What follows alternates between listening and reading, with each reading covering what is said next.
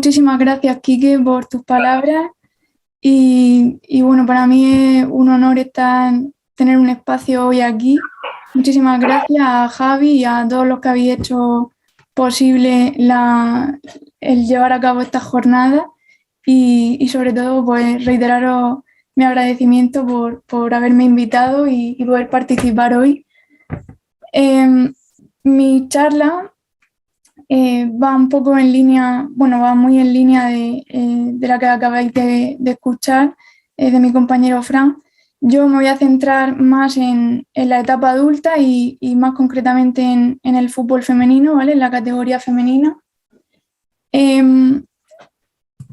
Bueno, el proyecto que estamos llevando a cabo desde hace poquito tiempo, ¿vale? A diferencia del que ha explicado mi compañero Fran, este proyecto se ha iniciado no hace mucho, ¿vale?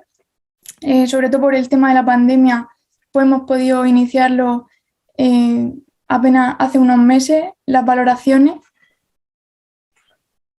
Y bueno, Quique, ¿se ve bien la presentación? Vale. Y bueno, comenzamos las valoraciones del proyecto en julio, ¿vale? Y hemos continuado llevándola a cabo a lo largo de todo el verano y durante el mes de septiembre, incluso algunas ahora durante el mes de octubre, pues con diferentes clubes de la región de Murcia, con el Alhama, el Cartagena, Real Murcia, Molina, Mazarrón, son los que han participado hasta el momento. Y bueno, pues como sabéis, el crecimiento del fútbol femenino en los últimos años está siendo exponencial, algo que nos alegra enormemente, pero a su vez, pues este crecimiento muchas veces lleva consigo también el incremento del riesgo de lesión y el incremento de la incidencia lesional. Y pues como ha mencionado antes mi compañero Fran, para llevar a cabo una intervención de cara a reducir las lesiones que ocurren en el fútbol, pues es preciso seguir diferentes etapas para el estudio del fenómeno lesional, ¿vale? Y diversos autores coinciden en señalar como la primera etapa o el primer paso en establecer el riesgo de lesión, o dicho de otro modo, en valorar la dimensión del problema, ¿de acuerdo? Saber a qué nos enfrentamos antes de intentar ponerle un remedio. Por ello, el primer objetivo de este proyecto pues no fue otro que conocer y describir el perfil lesional de la jugadora de fútbol, ¿vale? De la jugadora de fútbol en etapa adulta. Primero se llevó a cabo un metaanálisis en fútbol masculino sobre epidemiología lesional en fútbol masculino, y más recientemente hemos publicado un metaanálisis sobre epidemiología lesional en fútbol femenino, y os voy a presentar brevemente pues, algunos resultados de esos metaanálisis para poner en contexto cuáles son las dimensiones del problema que queremos abordar con este proyecto. Vemos que en cuanto a incidencia lesional total, sigue siendo un poco ligeramente superior en hombres que en mujeres, ¿vale? En el fútbol. En partido, en cualquier caso, la incidencia es mayor, pero vemos que las diferencias entre hombres y mujeres son mayores, existe mayor número o mayor incidencia lesional, ¿vale? Estos son lesiones cada 1000 horas de exposición, ¿vale? Relativo a las horas de exposición a partido, en este caso, y vemos que las diferencias entre hombres y mujeres son mucho más pronunciadas en competición que en entrenamiento, ¿vale? Donde vemos que la incidencia lesional pues se iguala un poquito más. Pero además de eso, pues como ha mencionado antes mi compañero, nos interesa saber cuáles son las zonas en las que ocurren más frecuentemente esas lesiones. Y en fútbol femenino vimos que las zonas que más se suelen lesionar las jugadoras son el tobillo y la rodilla. mientras que los jugadores de fútbol tienden a lesionarse más frecuentemente el muslo, aunque también seguido de la rodilla y el tobillo. En cuanto al tipo de lesión, pues destacar en fútbol femenino las lesiones musculotendinosas y sobre todo también las lesiones ligamentosas, articulares ligamentosas, ¿vale? que no implican a la estructura ósea. Y vemos aquí una gran diferencia, como pasaba igual en las bases, con respecto al fútbol masculino, donde las lesiones con mayor incidencia son de tipo musculotendinosas, ¿vale? Seguidas de las contusiones. Y vemos, sin embargo, que las lesiones articulares y ligamentosas pues no son tan representativas como lo son en el fútbol femenino. De hecho, pues en este metaanálisis en concreto destaca que la incidencia de la lesión del ligamento cruzado anterior es de el doble, ¿vale? De aproximadamente el doble que en fútbol masculino, en fútbol femenino. Y es que la lesión del ligamento cruzado anterior, pues representa un alto porcentaje en relación al total de lesiones precisamente en fútbol femenino, sobre todo cuando lo comparamos con otros deportes y otras categorías, pues vemos que el porcentaje de representación de esta lesión dentro del fútbol femenino es de los más altos. De las lesiones ligamentosas de rodilla en general, en este estudio que hizo Del Coso con jugadoras españolas, en un estudio epidemiológico, destaca también que la lesión del ligamento cruzado anterior es la más prevalente. Y aquí querría hacer hincapié porque no solo es la más prevalente, sino que también nos dicen que ocurre predominantemente sin contacto, ¿vale? Una lesión tan incidente y tan grave como esta, vemos que ocurre predominantemente sin contacto y por tanto, como decía mi compañero Fran, pues tiene mayor potencial para la intervención, ¿vale? Para reducir su incidencia a través de la intervención. Con lo cual eso también, perdón.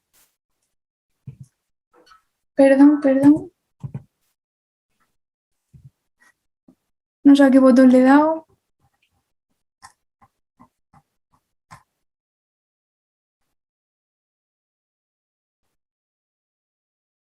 Vale. Con lo cual, pues eso también nos alegra y bueno, y son buenas noticias de cara a la reducción de la incidencia de esta lesión. Porque hay que tener en cuenta además que precisamente también en este estudio nos destacan que las lesiones que ocurrían sin contacto tendían a ser clasificadas como graves de forma más frecuente, ¿vale?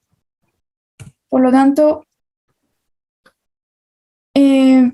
bueno, llegado a este punto, pues lo que cabe preguntarse, la siguiente pregunta, una vez que tenemos más o menos dibujado el mapa de cuáles son las lesiones que ocurren en el fútbol femenino, cuáles son las de mayor incidencia, las de mayor gravedad, y atendiendo un poco las diferencias con respecto al fútbol masculino, pues cabe preguntarse cuáles son las causas de esa lesión y de esas lesiones. Y bueno, hace algunos años pues se tendía a tener un enfoque más simplista, se tendía a reconocer la lesión como una suma de factores de riesgo, pero hoy en día entendemos mejor la lesión como una interacción de múltiples factores que además interaccionan entre sí, algunos de ellos son independientes de otros, y todas esas relaciones e interacciones al final acaban provocando la lesión. O sea, tienen influencia sobre la aparición de la lesión, con lo cual consideramos la lesión como un fenómeno multifactorial que no se puede hablar de... al ser un fenómeno tan complejo, no podemos hablar de eliminar la lesión, ¿vale? De prevenir las lesiones, por eso ahora está tan criticada la palabra prevención, sino de reducirla, ¿vale? De manejar el riesgo de lesión y reducir el riesgo de lesión. Y para reducir ese riesgo de lesión, pasaríamos a la siguiente etapa, que consistirían en identificar cuáles son esos factores de riesgo de lesión, ¿vale? Y qué pruebas puedo utilizar para valorarlo y evaluar el riesgo de lesión de mis deportistas, en este caso de las jugadoras de fútbol, y así poder implementar programas para reducir ese riesgo. Entonces nos encontramos con con otro desafío o problema, que son las preguntas de qué valoro, qué factores de riesgo valoro y cómo los valoro. En este caso, mi compañero Fran ya las tiene, a través del proyecto que llevamos a cabo con las bases, esas preguntas ya se han resuelto a través de los modelos estadísticos que él ha presentado y tal, pero en fútbol femenino pues no está tan claro de momento y esas son las preguntas que tenemos que intentar dar respuesta. ¿Qué valoro y cómo lo valoro? En cuanto al qué valoro, como de momento no existe literatura científica que nos diga qué factores de riesgo exactamente son los que tienen influencia sobre la aparición de lesiones específicamente en fútbol femenino, podemos tener en cuenta diferentes potenciales factores de riesgo de lesión. Y evidentemente, cuanto más diversos sean y más amplia sea la gama de factores de riesgo que analicemos, pues con mayor exactitud podremos identificar el riesgo de que aparezca la lesión. La siguiente pregunta a resolver sería cómo valoro estos factores. Y bueno, ahí está la segunda clave, que es encontrar pruebas de valoración que para cada uno de esos factores de riesgo potenciales que puedan ser implementadas en un contexto práctico, pero que a la vez tengan validez científica, ¿vale? Que puedan ser suficientemente reproducibles y válidas. En cuestiones de poder aplicarla en el propio campo, en un tiempo que no sea excesivo, que no requieran demasiados recursos económicos y materiales, ni tampoco demasiados recursos humanos, que tampoco sean que no requieran un conocimiento muy especializado, ni una formación tampoco demasiado compleja. Y a esto hay que añadir también cómo interpreto los resultados.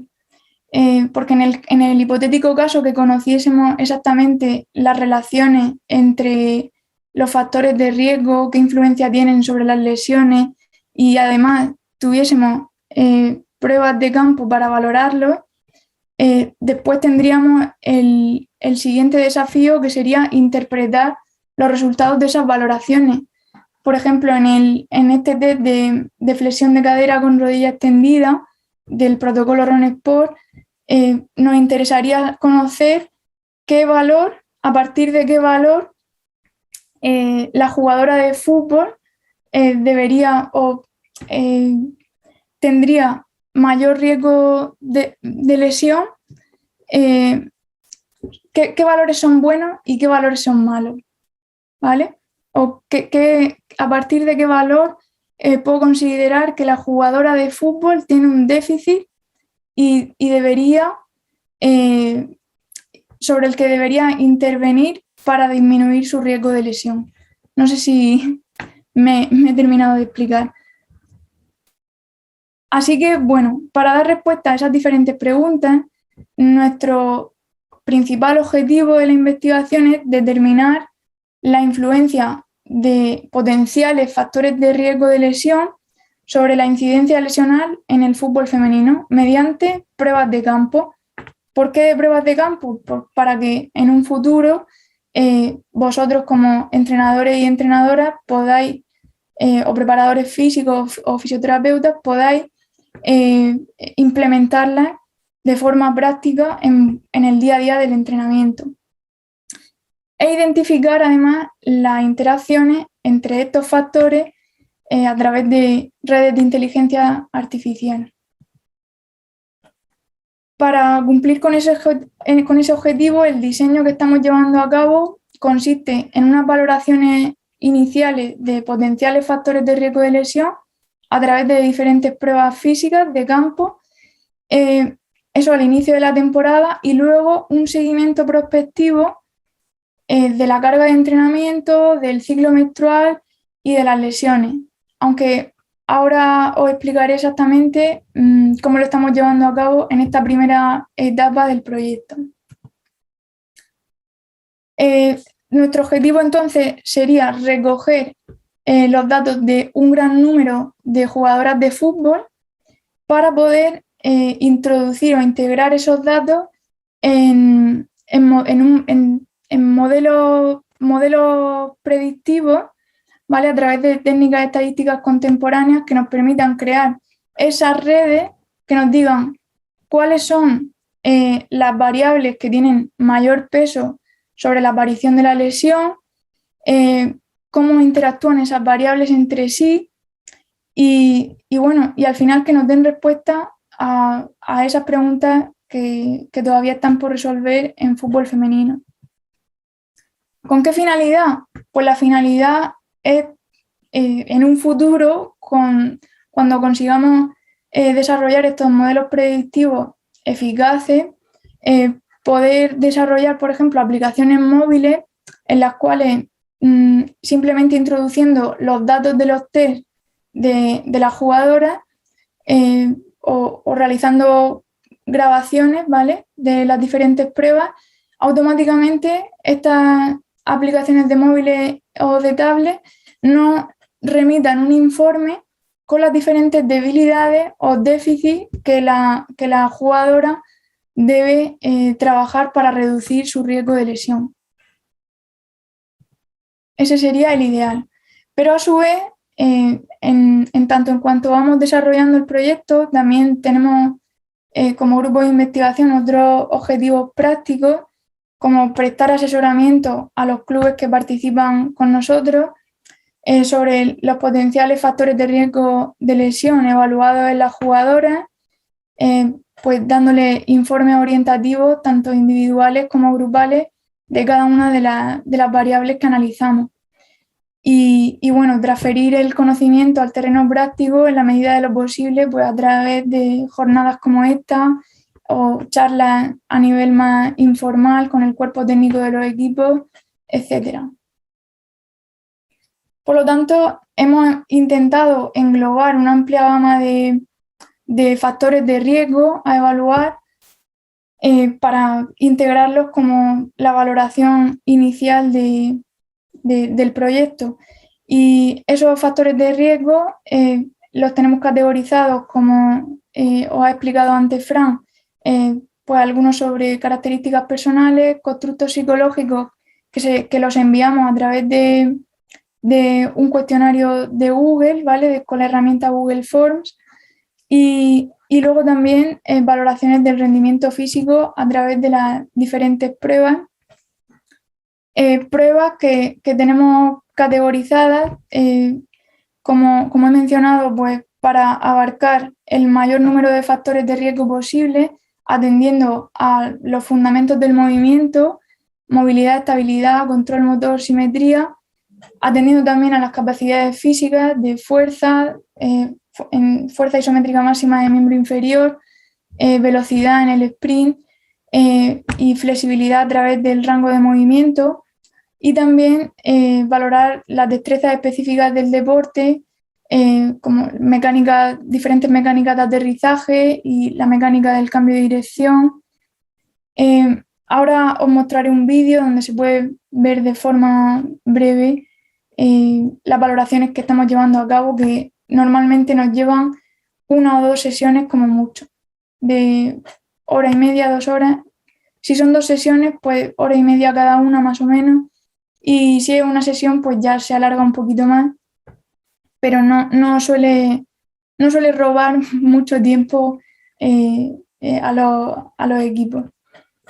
Y luego, antes he comentado que nuestra intención inicial era realizar un seguimiento longitudinal a lo largo de la temporada de tanto de la carga de entrenamiento, ciclo menstrual, como de las lesiones, pero en esta primera etapa del proyecto hemos decidido ser un poquito menos ambiciosos y para no requerir tanto esfuerzo y compromiso a los clubes, únicamente vamos a llevar un registro sistemático de las lesiones que ocurran, porque bueno, hemos decidido priorizar en este aspecto y ese seguimiento prospectivo lo llevamos a cabo a través de un formulario, ¿vale? Este formulario que simplemente debe rellenarse cada vez que ocurre una lesión, lleva aproximadamente 5 minutos rellenarlo, simplemente especificando con una cruz en la respuesta que corresponda en cada categoría y normalmente se nos remite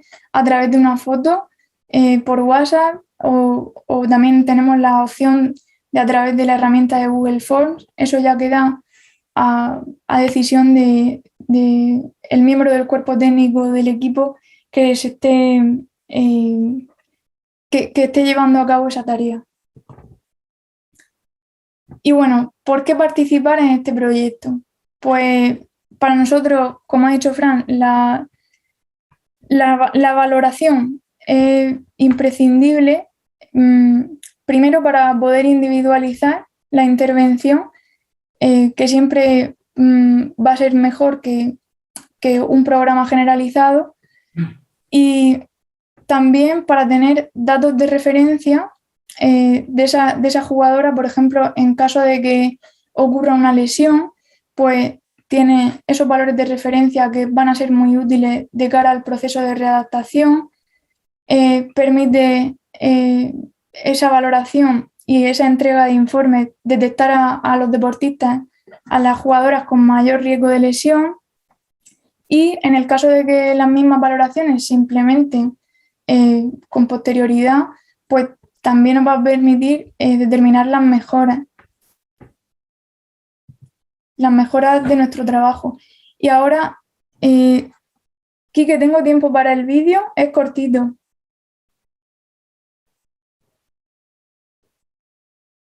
Sí, sí.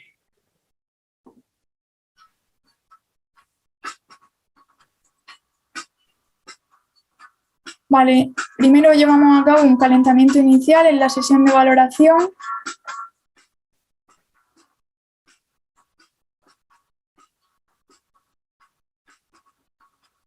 Y tras ese calentamiento iniciamos con la valoración de mecánica de aterrizaje. Evaluamos diferentes mecánicas como el aterrizaje bipodal, salto bipodal y aterrizaje unipodal, y luego también el CMJ unipodal. Evaluamos también las mecánicas de aterrizaje a través de la prueba del tap jump.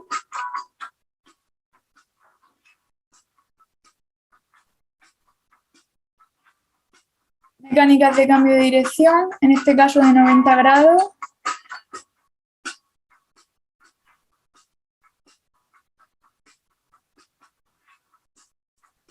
Luego llevamos a cabo análisis cinemático de estas mecánicas. Sprint, la fuerza de resistencia del tronco a través de la plancha lateral, la fuerza isométrica máxima de miembro inferior en ABD, ADD y en rotación externa de cadera, rango de movimiento a través del protocolo Runsport, glúteo, isquios, aductores monoarticulares que lo hemos visto antes, rango de movimiento del miembro inferior. También la valoración funcional básica, ¿vale? Con el Overhead Squat Test, que es este que estamos viendo. El Hurdle Step, Forward Step Down, Shoulder Mobility y Active Straight Leg Raise. El morfotipo raquídeo, tanto en bipedestación, sedentación como en flexión máxima de tronco. En muchos casos también se detectan escoliosis.